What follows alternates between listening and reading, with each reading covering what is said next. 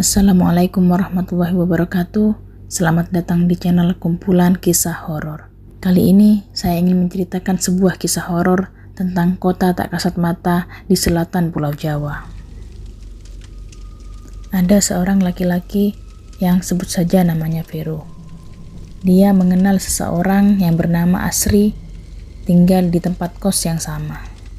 Kebetulan Vero anak baru sebulan tinggal di situ. Sedangkan Asri katanya sudah lama kos di situ. Pada suatu hari, Vero dan rekan kerjanya Virgo ditugaskan oleh perusahaan tempat mereka bekerja untuk berkunjung ke kantor cabang di Lumajang. Entah tahu dari mana, Asri bisa menebak kalau dia akan ada perjalanan ke Lumajang. "Mas, aku boleh numpang gak ya? Aku mau pulang kampung, sudah lama banget gak mudik," kata Asri ketika mereka berbincang di tempat kos pada suatu malam. "Memang kampung halamannya di mana?" tanya Vero. "Pokoknya beberapa jam sebelum Lumajang, di selatan Jawa." "Oh ya udah, ikut aja gak apa-apa sekalian. Memang saya mau lewat selatan," kata Vero. Keesokan harinya, Vero, Virgo, dan diikuti Asri memulai perjalanannya ke kota Lumajang. Di tengah perjalanan, Vero mulai merasa ngantuk. Dia menghentikan mobilnya di pinggir jalan di dekat sebuah gapura yang ukurannya cukup besar. Kelihatan seperti jalan masuk ke satu pemukiman atau malah ke kota kecil. Gapura itu sepertinya merupakan satu-satunya bangunan yang mereka temukan sepanjang beberapa puluh menit perjalanan sebelumnya. Vero sempat memperhatikan sebentar. Gapuranya berbentuk dua tembok tinggi berwarna gelap namun masih kelihatan jelas. Singkat cerita, mereka beristirahat. Vero merebahkan kursinya supaya tidak terlalu tegak, mencari posisi enak untuk terlelap sejenak. Sedangkan Virgo sudah nyenyak tidur. Asri masih duduk tenang di belakang, sepertinya masih terjaga. Namun Vero tidak bisa melihatnya dengan jelas karena kabin dalam keadaan gelap. Setelah semua itu, akhirnya Vero terlelap juga. Langit yang awalnya gelap berubah menjadi jingga kemerahan. Pemandangan yang tadinya tidak terlihat sekarang sudah jelas terlihat. Sudah bukan malam lagi, sudah terang. Namun, bukan terang tengah hari bolong, malah terasa seperti sore menjelang malam. Memperhatikan sekeliling, pepohonan rapat jadi pemandangan yang terlihat. Vero tidak bisa melihat lebih jauh karena tertutup pepohonan itu. Tidak terasa, mereka sudah tidur lebih dari 9 jam. Ternyata sudah lama sekali. Setelah itu, mereka memutuskan untuk segera melanjutkan perjalanan. Tentu saja harus menuju rumah Asri terlebih dahulu, lalu kemudian lanjut lagi menuju Lumajang. "Asri, ini gak nyasar nih?" tanya Vero. "Gak mas, benar kok." Vero melirik sedikit. Asri tersenyum tipis, sumringah menggurat bahagia terlihat di wajahnya. "Tenang saja, gak lama lagi masuk perkotaan, gak akan sesepi ini," ucap Asri lagi. Ternyata Asri menuntun mereka untuk masuk melintas melalui gapura itu. Asri bilang, ini adalah gerbang masuk ke kota tempat tinggalnya. Agak aneh, namun Vero dan Virgo tetap saja mengikuti kemana jalan yang Asri tunjuk. Memang paling baru sekitar 5 menit waktu yang mereka tempuh sejak lewat gapura tadi. Namun tetap saja dia penasaran karena jalan ini sama sekali belum pernah dia lalui sebelumnya. Ditambah suasana dan pemandangannya agak berbeda dengan sisi jalan lintas Jawa pada umumnya. Jalanan yang sedang mereka susuri ini juga bukan jalan besar, tapi jalan yang hanya cukup untuk 2 kendaraan kecil berpapasan. Namun sangat bagus, aspal hitam mulus sama sekali tidak ada lubang. Langit masih jingga kemerahan, sinarnya sama sekali tidak menyilaukan, malah menyejukkan, menenangkan. Jendela sengaja Vero buka setengah, karena udara sejuk berhembus langsam, dingin juga tapi bukan dingin yang menusuk tulang. Pokoknya nyaman, sangat nyaman suasana alamnya. Matahari sama sekali tidak terlihat. Dia tidak tahu pasti apakah tertutup awan atau memang pemandangan terhalang pepohonan. Dan yang agak aneh, sejak tadi mereka sama sekali tidak melihat ada kendaraan lain, entah itu motor atau mobil. Hanya ada mereka yang menyusuri jalan. Vero pikir karena mungkin masih pagi atau bisa juga karena ini hari kerja. Jadi tidak banyak orang atau kendaraan lalu lalang. "Sebentar lagi kita masuk perkotaan mas," kata Asri. Syukurlah akhirnya, jawab Vero sedikit lega. Belum lama perjalanan mereka, mungkin sekitar 10 menit dari Gapura tadi. Tapi perjalanan terasa lama, terasa sudah seperti berjam-jam, rasanya seperti itu. Jalanan sejak awal hanya lurus dan lurus saja, sama sekali tidak ada belokan. Namun akhirnya di kejauhan, Vero melihat persimpangan. Ada 2 arah jalan, ke kanan dan ke kiri. Persimpangan yang di sekelilingnya masih sama, dipenuhi dengan pohon-pohon yang rapat. Lalu Asri memberi arahan untuk belok kanan. Kendaraan pun berbelok. Dari sini, kelihatan di beberapa puluh meter di depan ada yang berbeda. Pemandangan tidak lagi didominasi oleh pepohonan, tetapi sudah kelihatan ada bangunan. Kendaraan yang sejak tadi memang tidak terlalu cepat, Vero membuat lagi lebih lambat. Diangkatnya pedal gas perlahan. Langit masih sama, jingga kemerahan. Udara juga masih sejuk. Matahari belum juga kelihatan, hanya sinarnya saja yang masih menyebar hangat. Jalanan yang tadinya aspal hitam berubah menjadi jalan tanah kecoklatan, tapi kelihatan dan terasa keras ketika roda mobil berputar menggelinding di atasnya. Itu yang pertama kali Vero lihat ketika sepertinya mereka sudah masuk ke wilayah perkotaan. Agak aneh memang, kenapa jalannya malah jalan tanah. Terus saja mas, lurus, kata Asri. Kendaraan berjalan pelan. Vero memang sengaja membuatnya seperti itu, karena banyak alasan. Banyak pertanyaan di kepalanya ketika pemandangan pepohonan sudah berganti jadi bangunan rapat yang nyaris semuanya sambung menyambung menjadi satu. Semuanya bangunan permanen, dinding tembok tebal yang nyaris seluruhnya berwarna putih. Ornamen-ornamen tambahan menghiasi setiap sudut kota itu. Ada lampu taman klasik di pinggir jalan.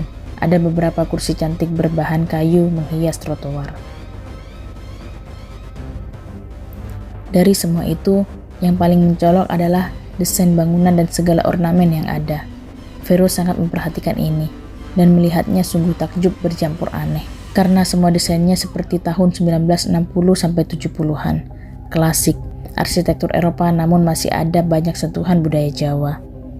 Indah, sungguh indah kota itu. Ditambah dengan sentuhan sinar jingga kemerahan dari langit yang masih terus setia menghiasi harinya. Saking fokusnya memperhatikan keadaan sekitar, Vero jadi lupa dengan waktu. Dia melirik jam tangan. Hah? Sudah jam 3 sore? Kok cepet banget? Vero terkejut ketika sadar kalau ternyata sudah jam 3. Kenapa lu? Akhirnya Virgo bersuara. Benar, ternyata sudah jam 3. Mereka kebingungan. Lalu Asri menimpali. Mas-mas ini terlalu asik menikmati pemandangan kali ya, jadi lupa waktu. Tawa tipis Asri mengakhiri kalimat yang keluar dari mulutnya. Mungkin Asri benar. Vero dan Virgo bisa saja terlalu asik menikmati dan memperhatikan sekitar. Namun seharusnya tidak selama itu, tidak secepat itu waktu bergulir. Taksirannya, harusnya mereka berjalan sejak dari Gapura tidak lebih dari 1 jam. Harusnya sekarang masih di kisaran jam 11 atau setengah 12. Sesekali Vero melirik dari kaca spion. Asri terlihat terus tersenyum dengan mata berbinar cerah. Asik memperhatikan suasana kampung halamannya, seperti orang yang sudah bertahun-tahun tidak pulang. Emang biasanya seperti ini ya Sri? Tidak ada orang sama sekali, sepi, kata Vero. Vero akhirnya bertanya kepada Asri perihal keanehan selanjutnya. Keanehan itu adalah sejak sampai di kota kecil itu, sama sekali tidak ada orang yang lalu lalang. Tidak ada satupun. Ditambah, tidak ada suara yang terdengar. Desir hembus angin pun tidak ada. Hanya suara mesin mobil mereka saja yang menggema pelan terpantul dinding rapat bangunan. Seperti sedang melewati kota mati. Kalau siang memang begini mas, sepi. Nanti menjelang sore ke malam baru mulai ramai, jawab Asri. Tidak lama kemudian, di salah satu bangunan berbentuk toko, Vero melihat ada pergerakan orang beraktivitas di dalamnya. Di dalam bangunan agak gelap, jadi yang Vero lihat hanya berbentuk siluet. Berikutnya beberapa kali Vero melihat aktivitas yang sama pada bangunan yang berbeda. Ya begitu, sepertinya warga kota ini aktivitasnya di dalam ruangan. Sama sekali tidak ada yang kelihatan bergerak lalu lalang di luar. Jadinya jalanan kota sangat sepi. Nanti di depan belok kiri ya mas, kata Asri. Benar yang Asri bilang, tidak jauh di depan terlihat ada persimpangan ke kiri dan ke kanan. Vero mengikuti arahan Asri. Selanjutnya, setelah berbelok, suasana tetap sama. Masih berjajar bangunan desain klasik yang berjajar rapat satu sama lain. Pemandangan sama persis. Masih lambat Vero melajukan mobil. Semakin lambat karena semakin banyak pertanyaan di kepalanya. Vero mengikutinya terus, dengan pemandangan dan suasana yang nyaris sama. Masih juga beberapa kali Vero melihat pemandangan warga yang beraktivitas di dalam bangunan, entah itu toko atau rumah. Vero dapat melihatnya dari jendela mereka. Ya, tentu saja, dia masih saja melihat mereka dalam bentuk siluet, tidak jelas. Mengapa Vero bisa melihat mereka? Karena jarak jalanan dan bangunan cukup dekat, hanya dipisahkan oleh trotoar yang lebarnya kira-kira 3 meter. Kira-kira beberapa belas menit kemudian, Vero melihat dari kejauhan bahwa bangunan yang berbaris ini akhirnya ada ujungnya. "Itu udah ujung kota ya, Sri?" tanya Vero. "Oh iya mas, rumahku memang di ujung situ, sebelah kiri jalan," Asri menjawab. Sekali lagi, Vero melihat kaca spion. Pada saat itu, dia melihat kalau mata Asri berkaca-kaca, seperti menahan tangis namun terlihat bahagia. Dia berpikir, mungkin karena Asri terlalu bahagia akhirnya bisa pulang setelah sekian lama. Sesampainya di rumah Asri, Vero lalu memarkirkan kendaraan tepat di depan rumah yang letaknya memang di paling ujung. Setelah rumah ini kembali yang ada pepohonan rapat, persis seperti pemandangan ketika datang sebelum masuk kota tadi. Sama dengan bangunan lain di kota ini, rumah Asri juga bentuknya berdesain kuno, seperti bangunan Eropa zaman dulu. Setelah turun dari kendaraan, Asri mengajak mereka untuk langsung masuk ke rumahnya. Vero dan Virgo masih dengan banyak pertanyaan di kepala, mengikuti Asri dari belakang. Lalu mereka masuk ke rumah yang kalau dari luar terlihat besar. Ternyata ketika sudah di dalam, Vero melihat rumah Asri ternyata tidak begitu besar, tidak sebesar ketika dilihat dari luar, malah tergolong kecil. Ketika baru masuk, mereka langsung menemui rumah tengah. Ada kursi sejenis sofa dengan meja panjang di depannya. "Ini bapakku mas." Asri memperkenalkan mereka dengan seorang lelaki yang ketika mereka datang sudah ada, duduk di ujung sofa. Iya, itu ayahnya Asri. Lelaki berumur 50 tahunan, mengenakan batik lusuh bercelana hitam. Mereka bersalaman, Virgo juga. Sempat kaget karena tangan bapak itu terasa dingin sekali, seperti es. Setelah itu, mereka dipersilakan duduk. Selain si bapak, ada anak kecil yang sejak tadi sudah berdiri di pintu yang menuju belakang. Anak perempuan itu rambutnya pendek, wajahnya terus tersenyum dari sejak mereka datang. "Ini adikku mas," akhirnya Asri memperkenalkan. Dengan adiknya Asri, mereka tidak bersalaman karena dia seperti malu-malu, tidak mau mendekat namun masih terus tersenyum. Nah, di dalam rumah makin banyak kejanggalan yang membuat Vero dan Virgo mulai makin merasa ada yang salah, ada yang aneh. Beberapa kali mereka berpandangan ketika melihat atau merasa ada yang janggal. Contohnya adalah tangan ayah Asri yang sedingin es tadi. Yang aneh berikutnya, Asri jadi sangat-sangat pendiam. Setiap Vero dan Virgo bertanya, dia menjawab hanya dengan isyarat, entah mengangguk atau menggeleng. Ditambah, ayah Asri juga sama sekali tidak berbicara, hanya tersenyum-senyum saja. Begitu juga adik Asri, hanya berdiri di pintu sambil terus tersenyum. Vero mulai merasa semakin yakin ada yang janggal ketika ayah Asri dengan menggunakan tangan memberikan isyarat seperti mempersilahkan mereka untuk menikmati hidangan di meja. Vero dan Virgo jelas kebingungan, karena di meja tidak ada makanan dan minuman sama sekali. Yang ada hanya beberapa piring dan gelas yang dalam keadaan kosong. "Vero," berbisik Virgo memanggilnya, sambil jarinya menunjuk ke jam di tangannya. Vero mengerti isyarat itu, lalu melirik ke jam tangannya sendiri. Ternyata sudah jam 6:30. Kok bisa secepat itu? Perasaan baru sebentar mereka di rumah itu. Tapi kenapa tiba-tiba sudah malam? Vero dan Virgo lagi-lagi saling berpandangan. Ada yang tidak beres. Sementara Asri, ayah serta adiknya tetap berada di tempatnya masing-masing. Tidak ada pergerakan.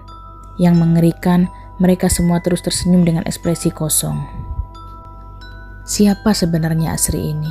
Pertanyaan itu berkecamuk di kepala Vero.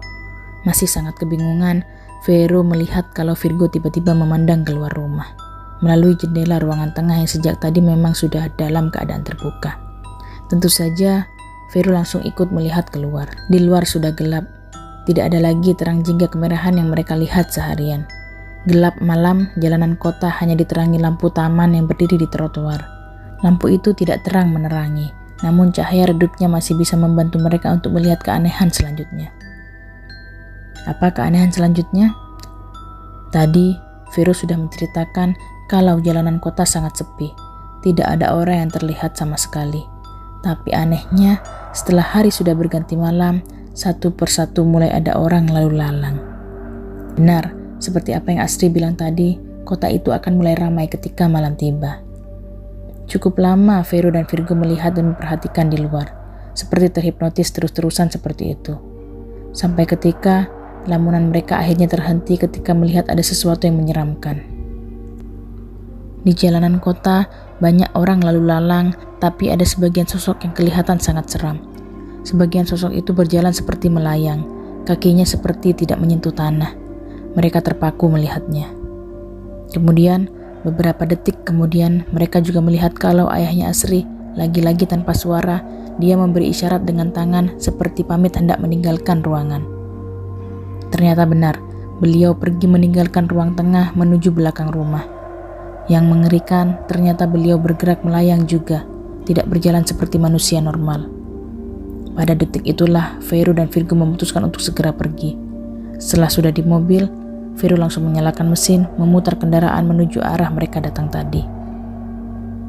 Kali ini, Vero mengendarai mobil agak cepat, ingin segera pergi jauh-jauh dari tempat itu. Lewat kaca spion, dia melihat dari kejauhan Asri melambaikan tangan ke arah mereka. Meraba-raba, Vero menyusuri jalan kota seram itu. Sepanjang jalan itu pula, mereka terus melihat pemandangan seram. Banyak sosok yang lalu lalang berjalan dengan melayang. Entah kota apa itu. Beruntung Vero tidak menemui kesulitan mencari jalan. Tidak lama kemudian, mereka sudah berada di luar kota itu. Sudah kembali menemui pepohonan rindang. Tiba-tiba, Vero dan Virgo merasa tidak enak badan, seperti perutnya mual, kepalanya pusing dan berputar, keringat dingin bercucuran. Akhirnya mereka memutuskan untuk minggir dan beristirahat sejenak. Setelah mobil sudah terparkir di pinggir jalan, mereka merebahkan tubuhnya, kemudian tidak ingat apa-apa lagi, seperti pingsan. Saat terbangun, kepalanya masih terasa pusing, bajunya basah penuh dengan keringat, dan masih terasa mual juga. Suasana di luar masih gelap, sangat gelap. Vero lalu memperhatikan sekitar. Ternyata mereka sudah berada kembali di tempat yang sama. Parkir di dekat gapura besar yang Asri bilang merupakan gerbang masuk ke kota asal dia. Mereka kembali ke awal, tetapi tanpa Asri. Vero langsung menyalakan mobilnya, lalu mereka buru-buru pergi dari tempat itu, melanjutkan perjalanannya menuju Lumajang. Setelah kejadian misterius itu, Vero sudah tidak pernah lagi melihat Asri di tempat kosnya. Demikian kisah horor kota tak kasat mata di selatan Pulau Jawa yang bisa saya ceritakan. Semoga bisa mengambil pelajaran dari kisah ini. Wassalamualaikum warahmatullahi wabarakatuh.